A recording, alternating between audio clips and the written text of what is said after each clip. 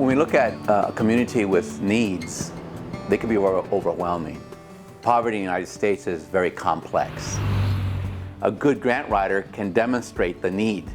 The newsletters we receive, why we need more of God's presence in the community because the needs have not been addressed. And I think that has been the problem with much of the well-intended and well-meaning efforts at charity among people in low-resource communities.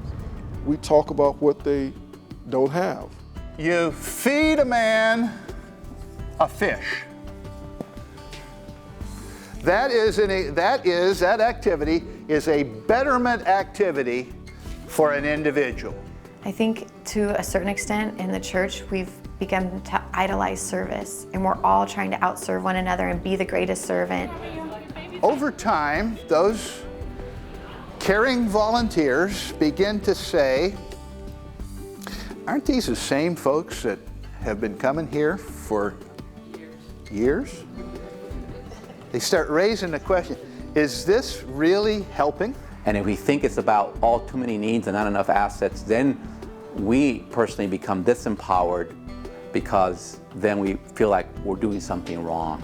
And then some attitudes start creeping in, like the least they could do is pick up after themselves. My favorite story is the story of Jesus with the woman at the well, and it starts off with him asking her for water. He was genuinely thirsty and needed something from her. And from there, he was able to give her living water. Everyone is created in the image of God. And because that is true, everyone has capacity. If we can help people to recognize their giftedness, that they are gifted, that they are fearfully and wonderfully made, then we have started the process of empowerment. We certainly can use partners, and we certainly can use resources from the outside, but we have to imagine and build upon the assets that already exist in the community. And so you say, we have to move this into a development activity, which is a loan to buy the lake. And as people are developing, they become very creative. And as they have success, it bolsters their confidence, and success breeds success. A lot of what we found at this development corporation was that some of the tenants that lived in our affordable housing who cared about the issues were great community organizers.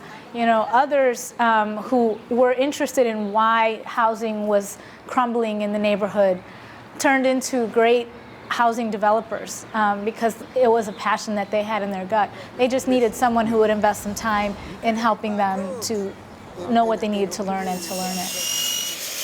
It's not that we want people to give us stuff, because it's not the giving part, because we're going to make it happen. We just need the support and the help and the trust. In our quest to want to serve everybody, we don't want to look at our own vulnerability, our own needs, and we miss what maybe poor neighbors have to give to us and what we could receive from them. When we talk about empowerment, we're talking about helping people acquire the skills and the resources that they need to be self-sufficient.